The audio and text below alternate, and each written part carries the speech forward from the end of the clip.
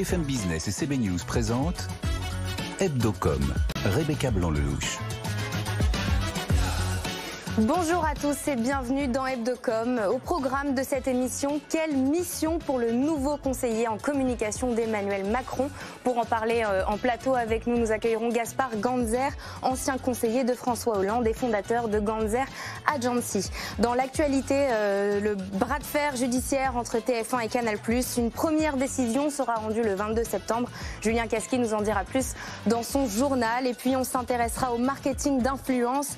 Est-il un canal de pub indispensable? On rebondira sur le sujet avec Raphaël Grabli, rédacteur de l'émission Tech & Co sur BFM Business, et Hugo Weber, communicant et directeur de la communication chez Miracle. Voilà le programme. Hebdocom, c'est parti. BFM Business, Hebdocom, le Focuscom. Pour le Focuscom de la semaine, on accueille Gaspard Ganzer. Bonjour. Bonjour. Vous êtes enseignant à Sciences Po et à HEC Paris et fondateur de Ganzer Agency. Et de 2014 à 2017, vous étiez conseiller chargé des relations avec la presse, chef du pôle communication à la présidence aux côtés de François Hollande. Oui. En début de semaine, Frédéric Michel est devenu conseiller spécial en communication et en stratégie à l'Élysée. Il succède à Clément Léonard Dulzy. Gaspard Ganzer, c'est quoi le réel pouvoir d'un chargé de com du président de la République? C'est quoi la recette pour façonner l'image du président de la République? Alors sur le papier, on n'a aucun pouvoir quand on est conseiller, parce qu'on est juste là pour donner des conseils. Mais en pratique, on a une influence considérable parce qu'on est là pour aider le président de la République à construire sa stratégie de communication, à faire comprendre ce qu'il fait, faire connaître ce qu'il fait, ses décisions, ses actions. Et puis après, une fois qu'il y a un accord sur la stratégie, exécuter celle-ci, relations presse, digital, événementiel. On ne s'ennuie pas. Donc il n'y a pas de recette particulière? Non, je pense que pour avoir une bonne recette, il faut être très bien organisé. Le meilleur conseil qu'on m'ait donné, c'est le conseil que m'avait donné Franck Louvrier, qui était un de mes prédécesseurs à l'Élysée, c'est de répondre à tout le monde, tous les journalistes, en moins de un quart d'heure. Ne jamais laisser un journaliste en plan, parce qu'il n'y a rien de plus agaçant, vous le savez, parce que vous êtes journaliste vous-même, que d'envoyer un message, un SMS ou d'appeler, de ne pas avoir de réponse. Et puis après, il faut avoir l'esprit le plus ouvert possible pour justement apporter des idées, de la créativité, et pas simplement être un répondeur téléphonique, mais aussi apporter sa petite touche personnelle. Emmanuel Macron met sur les rails deux chantiers sociaux assez sensibles pour cette rentrée, la réforme de l'assurance chômage et la réforme des retraites. Comment un conseiller com aide à vendre ce type de réforme auprès de l'opinion publique?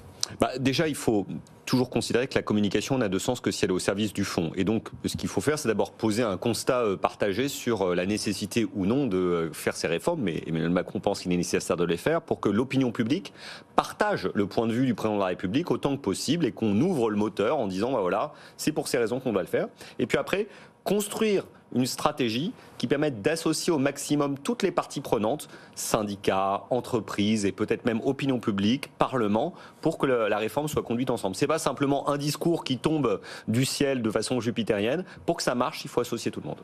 Et pour que ça marche, alors, parce que vous avez aussi assumé un virage à 180 degrés de la politique économique de Hollande. C'est quand même, voilà, c'est quand même. Comment est-ce qu'on fait dans ce genre d'épisode? Parce que là, vous avez tout le monde contre vous. L'électorat du président considère que c'est une trahison. De toute façon, l'opposition est en opposition, donc ça, le problème est réglé. Et les médias sont pour le moins critiques. Oui, surtout que ça tombe sur vous. Alors, donc, en l'occurrence, François Hollande avait décidé de passer d'une politique de la demande à une politique de l'offre dans laquelle il baissait les charges des entreprises, ce qui n'était pas prévu initialement dans son programme. Quand il a fait l'annonce, il y a eu un effet de surprise. Et donc là, les médias ont plutôt embrayé en se disant « Ah tiens, quel courage, c'est un pas de côté, c'est disruptif, comme on dit en publicité ». Mais le problème, c'est au sein du Parti Socialiste même, au sein du groupe parlementaire, il y a ce qu'on appelle les frondeurs qui sont arrivés en disant « Non, mais nous, on n'est pas d'accord, on n'a pas signé pour ce banc-là ». Et on n'a jamais vraiment réussi à renouer tous les fils. Parce qu'en réalité, le travail de pédagogie qui aurait dû être fait en amont, on a dû le faire en aval. Et donc, on a dû gérer en permanence une sorte de guerre incessante, une fronde parlementaire en fait, qui a conduit à la non-candidature de François Hollande au bout du compte. Voilà, c'est ça. Il faut faire avant, quoi. En fait, si vous n'avez pas préparé les esprits en amont, en faisant un constat partagé d'une part, puis après en associant tout le monde au diagnostic, comme on se le disait à l'instant sur la réforme des retraites, en réalité, vous ne pouvez jamais communiquer a posteriori, surtout quand il y a beaucoup de parties prenantes qui sont impliquées. Julien ? Oui, sur le numérique, est-ce que ce communicant, Frédéric Michel, est-ce qu'il a une fibre numérique plus que les autres communicants ? On sait qu'aujourd'hui, ça passe beaucoup par les réseaux sociaux, la com politique. C'est quoi sa fibre numérique et en comparaison avec d'autres communicants ? Je crois qu'il a un parcours plus original que ses prédécesseurs, dont moi. Moi, je venais du secteur politique. Clément Léonarduzzi venait de la publicité. Claude Chirac et Franck Louvrier avaient toujours travaillé, l'un avec Chirac, l'autre avec Sarkozy. Lui, il vient de l'étranger. Donc je pense que déjà, il va apporter des États-Unis, du Royaume-Uni, un regard singulier, puisque la communication, le marketing ont quand même largement été inventés outre-Atlantique et outre-Manche. Donc il apportera cette touche-là. Et puis après, il a été à l'intersection du monde des médias et du monde du numérique. Donc certainement, il aura une capacité de vision plus large, au-delà des simples cercles d'influence français, qu'ils soient médiatiques, numériques ou, on va dire, de relations d'influence plus classiques. Après, à l'inverse, ce qui va peut-être lui manquer, c'est, au départ au moins, c'est les réseaux dans les rédactions et autres. Sur le numérique, je pense qu'il sera très fort. Mais c'est comme l'était pour Tony Blair, les fameux dont il faisait partie, les spin doctors, quoi. Il va façonner. C'est ça. Il y a une rupture par rapport à ce que vous faisiez, par exemple, à ce moment-là. C'est-à-dire vraiment, on essaye de façonner une image différente. On joue sur le sur le produit président. C'est-à-dire que je pense que Clément Léonarduzzi, qui était avec Macron, moi avec Hollande, Louvrier avec Sarkozy, on était quand même beaucoup, il faut le dire, en aval. Alors on donnait aussi des conseils stratégiques, mais en réalité, l'image de nos patrons préexistait. Lui, il arrive avec un brief qui est d'aider Macron à former une image particulière, nouvelle pour ce deuxième quinquennat. C'est indispensable parce que Emmanuel Macron se retrouve dans cette situation inédite de faire un deuxième mandat dans lequel il ne peut pas être réélu à la fin, donc il ne doit pas mener de campagne, mais plutôt avoir un rapport avec l'histoire, la legacy, comme on dirait en anglais, l'héritage en quelque sorte. Mais bon, il ne part pas de zéro non plus, parce qu'Emmanuel Macron a déjà une image bien imprimée dans la rétine des Français, et il va devoir en prendre en compte. Frédéric Michel a réalisé une bonne partie de sa carrière à l'étranger en politique dans les médias, notamment avec la famille Murdoch, père puis fils, propriétaire de News Corporation, c'est un des plus grands groupes médiatiques au monde. Est-ce qu'on peut dire que Emmanuel Macron, il essaye de construire son image et de chercher un allié médiatique particulier fort ?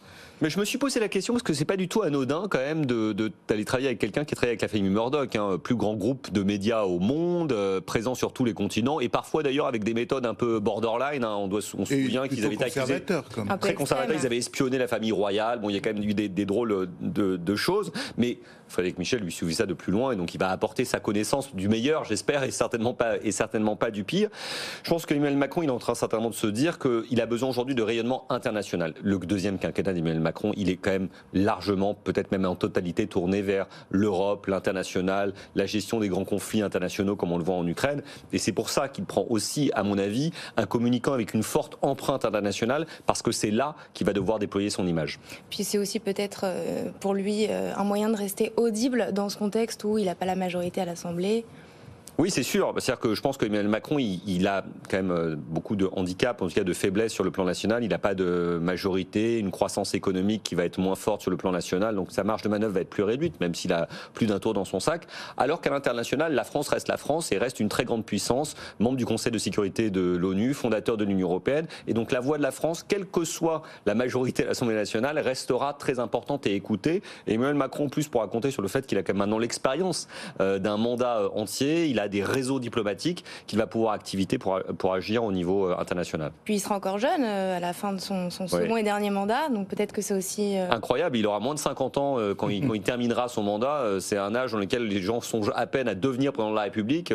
Nicolas Sarkozy comme François Hollande, ils l'ont été plutôt d'ailleurs dans la cinquantaine. Et lui, il va se retrouver à 50 ans à la retraite de la vie politique française, mais je pense qu'il aura un destin international ou européen. Alors je ne sais pas s'il ira à l'ONU, en Europe ou ailleurs, mais il fera d'autres choses, c'est sûr. Julien. Petite question encore peut-être sur les réseaux sociaux. Vous étiez, elle l'a dit, depuis 2014 jusqu'à 2017. C'est quoi pour vous votre regard sur l'évolution de la communication numérique, l'importance que ça a pris depuis vos années analysées jusqu'à aujourd'hui? En 2014 et 2017, il y avait déjà une importance réelle de la communication numérique. On était allé sur Twitter, sur Instagram, on était présent sur les réseaux sociaux. Mais c'était quand même très secondaire par rapport à la presse et aux médias traditionnels. Aujourd'hui, je pense qu'il n'y a plus d'un côté la presse traditionnelle, de l'autre côté le numérique. Ce sont deux flux qui se conjuguent et se renforcent ou s'anéantissent en permanence. Et donc il faut tout de suite penser sa communication de façon globale, en 360. C'était déjà un peu le cas à mon époque, mais ça l'est totalement aujourd'hui. Aujourd'hui, on est un peu dans un numérique first. On communique en premier sur le numérique et après, on explique ou on prépare l'explication auprès de la presse traditionnelle. Merci beaucoup, Gaspard, d'avoir été en plateau avec nous. Je le précise, vous venez de sortir un ouvrage. Êtes-vous encore de gauche aux éditions Flammarion? C'est sorti cette semaine. Exactement, hier même, avant-hier. Et bravo à vous. Et puis on passe tout de suite au journal de la com avec vous, Julien Casqui. BFM Business, Hebdocom, le JT de la com. La dynamique du marché publicitaire français se poursuit, Julien. Une progression de 13,2%. Les recettes publicitaires ont atteint 7,8 milliards d'euros au premier semestre 2022 selon le dernier baromètre du marché publicitaire. La presse, la radio, le cinéma, la télévision et l'affichage n'ont pas encore retrouvé leur niveau d'avant-crise, mais ils progressent de 9,2%. Les investissements des annonceurs devraient continuer jusqu'à la fin de l'année avec une progression de 7,6% par rapport à 2021. Et c'est Lidl qui demeure le premier annonceur devant Renault et les autres enseignes de la grande distribution. TF1 a réclamé devant le tribunal de commerce de Paris que Canal+ diffuse à nouveau ses chaînes sur l'offre satellite TNT Sat qui permet à 1,8 million de foyers de recevoir la télé. La décision sera rendue le 22 septembre. En attendant, TF1 a demandé un rétablissement provisoire pour 4 mois, le temps de trouver un accord. Depuis la coupure, TF1 a vu ses audiences baisser de 15%. On continue avec Arthur Sadoun, reconduit à la tête du groupe Publicis. Le géant mondial de la communication lui renouvelle sa confiance pour 4 ans. Président du directoire depuis 2017, Arthur Sadoun souhaite poursuivre la digitalisation du groupe et la personnalisation des contenus publicitaires. Ça passera aussi par la mise en place d'une nouvelle équipe de direction qui va s'appeler Directoire Plus. Publicis, un groupe qui emploie 96 000 personnes et qui célébrera ses 100 ans en 2026. On va parler de Audible, le service de livre audio d'Amazon qui s'oriente vers un modèle à la Netflix. Audible élargit son offre. Ses abonnés vont pouvoir disposer de manière illimitée de plus de 1100 contenus audio français, dont des livres, sans coût supplémentaire, donc pour 10 € par mois. Jusqu'alors, à ce tarif, l'utilisateur pouvait uniquement acheter un livre audio par mois. Pour l'instant, l'offre ne concerne que le catalogue ancien, mais le poids lourd du secteur compte bien l'élargir à tous ces titres, de quoi provoquer la colère des grandes maisons d'édition qui défendent le principe de rémunération fixe de l'œuvre. Coca-Cola, parrain de la flamme pour Paris 2024. Une étape de plus pour le géant américain, partenaire mondial du CIO. Le relais de la flamme, c'est un parcours symbolique grand public. Coca-Cola lancera une campagne de recrutement pour trouver ses relayeurs dès l'an prochain. Coca-Cola est le deuxième parrain officiel du relais après BPCE. Un troisième est attendu. Merci Julien, c'est parti pour l'invité média. BFM Business, Hebdocom, l'invité média. Où en est donc réellement ce business du marketing de l'influence? Pour en parler aujourd'hui en plateau avec nous, Raphaël Grabli, vous êtes rédacteur en chef de Tech & Co sur le site de BFM TV, et Hugo Weber, vous êtes communicant et directeur de la communication chez Miracle. Merci à tous les deux d'être avec nous et bien sûr on poursuit avec vous, Frédéric Roy, rédacteur en chef à CB News. Ma première question s'adresse à vous, Hugo Weber. Est-ce qu'on ne fait pas un peu semblant de découvrir les abus, les usages négatifs de ce business avec les polémiques qui se passent en ce moment? Je crois que ça fait quand même quelques mois que ça court, puisqu'on parle essentiellement de l'affaire aujourd'hui de Booba versus Magali Berda. Je crois que ça fait un peu plus d'1 an maintenant que ça c'est en train de monter, notamment sur les réseaux sociaux. Donc non, c'est pas quelque chose de fondamentalement nouveau.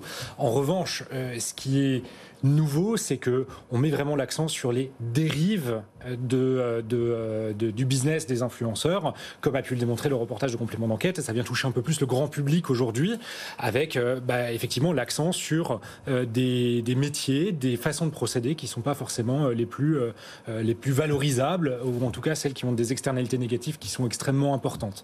Maintenant, moi je pense qu'il faut pas forcément mettre tous les influenceurs non plus dans le même lot. Il y a des gens qui sont des influenceurs qui font plutôt bien leur métier, marché en promouvant des marques qui sont saines, qui sont responsables.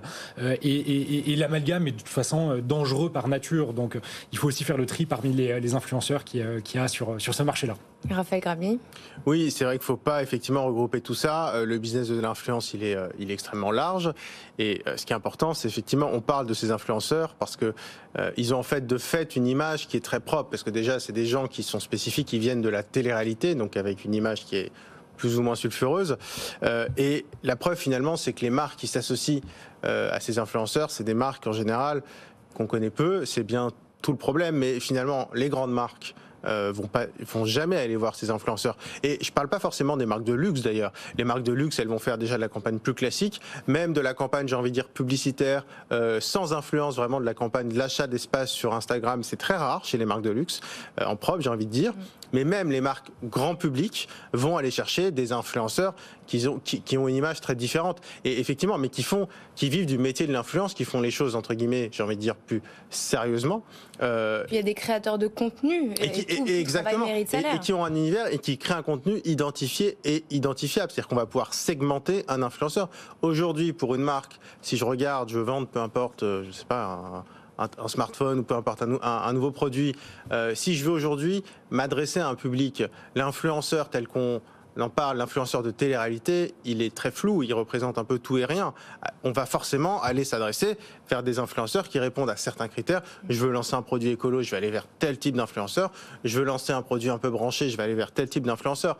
Et donc effectivement, c'est un morceau de ce marché-là qui n'est pas forcément le plus reluisant, mais j'ai envie de dire, ça a au moins le mérite de rappeler quand même, déjà, il faut quand même le rappeler, la passivité des plateformes, parce qu'on a beaucoup parlé des agences, alors des influenceurs, des vendeurs des produits, des agences, mais tout ça, ça se passe quand même, on va dire, essentiellement sur Instagram. Or, Instagram a des règles très précises qui sont totalement bafouées par ces influenceurs. Donc Instagram, évidemment, il y a des signalements, il y a des tas d'arnaques, donc il y a des signalements. Instagram en a conscience et ils ne font rien. Donc il y a un moment, si on veut vraiment essayer d'améliorer l'image du marché de l'influence, du business de l'influence, il faut aussi un peu aller chercher du côté des plateformes. Ouais, j'allais y venir, parce que comment on fait pour limiter ces débordements finalement, vu qu'il ne se passe pas grand-chose de la part de la plateforme?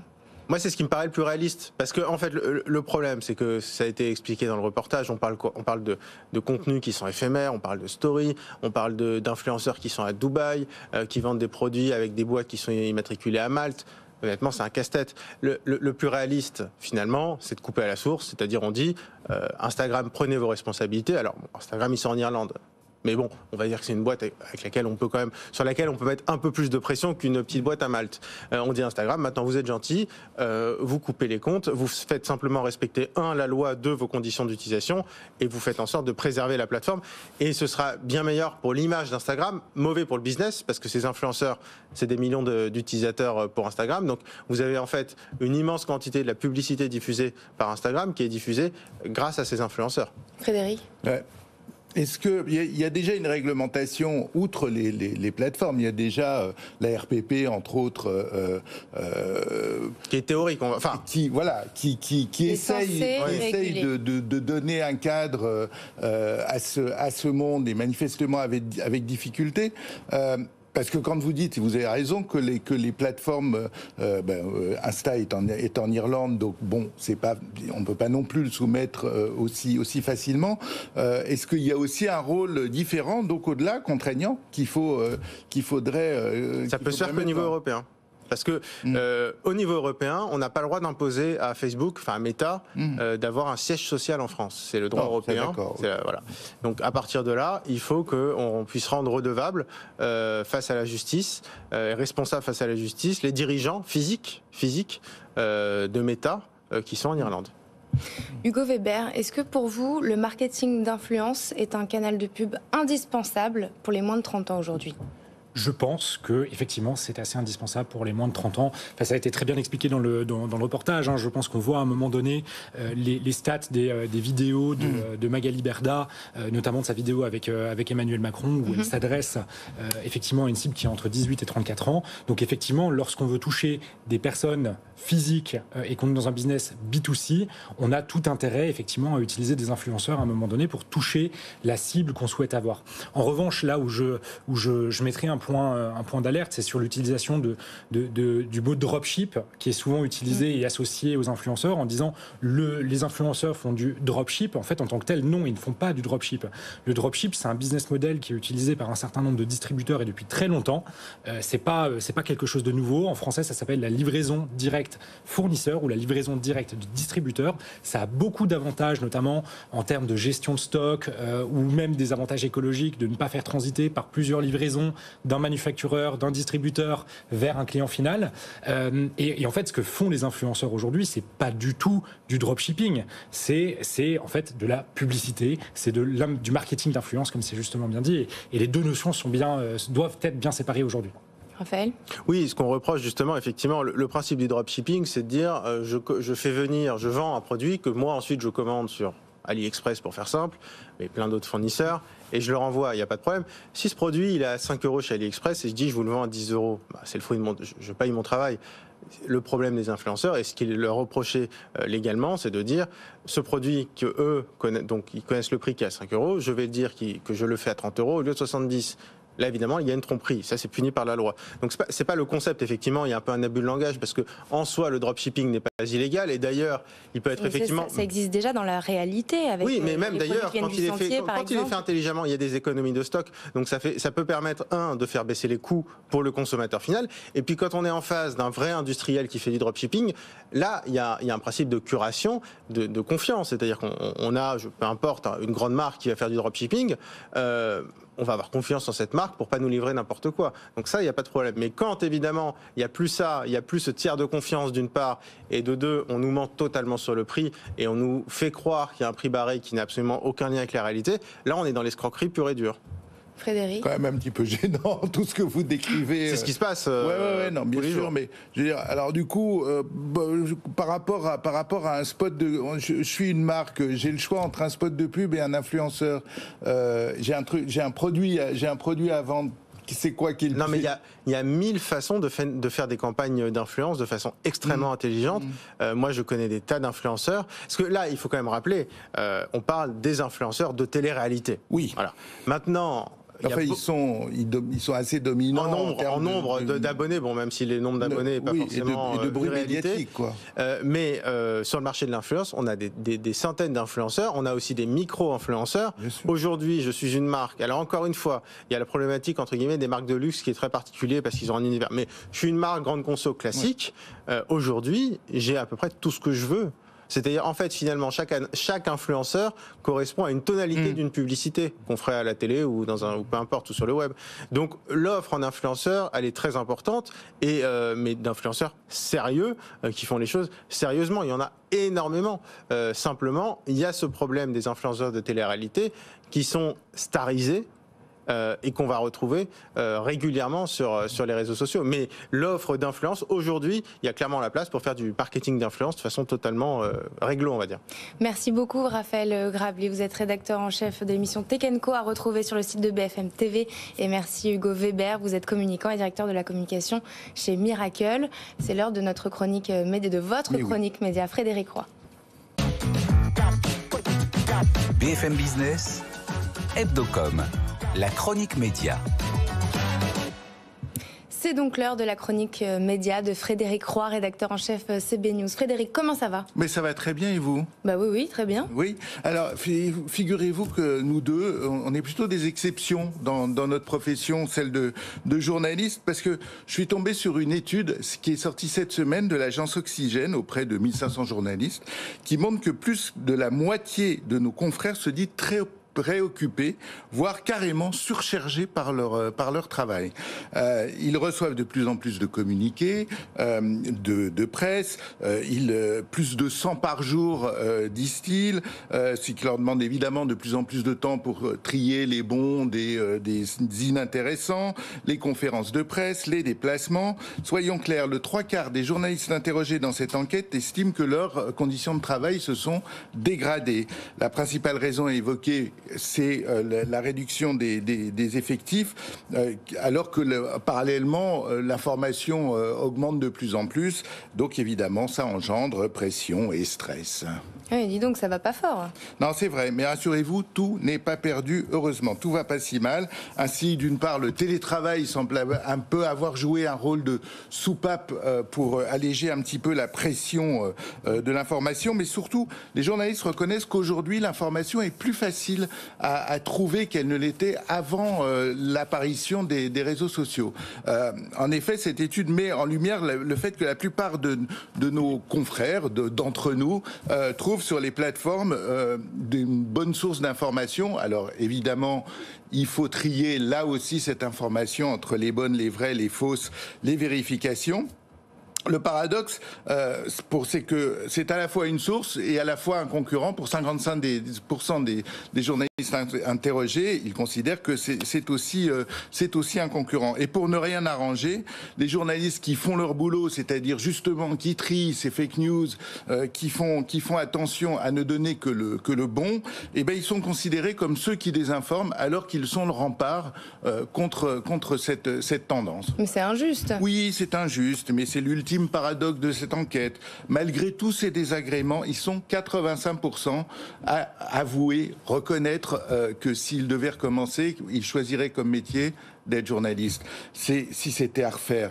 La preuve, comme le dit l'un des confrères interrogés, que c'est l'un des plus beaux métiers du monde, et ça, je ne peux pas le démentir.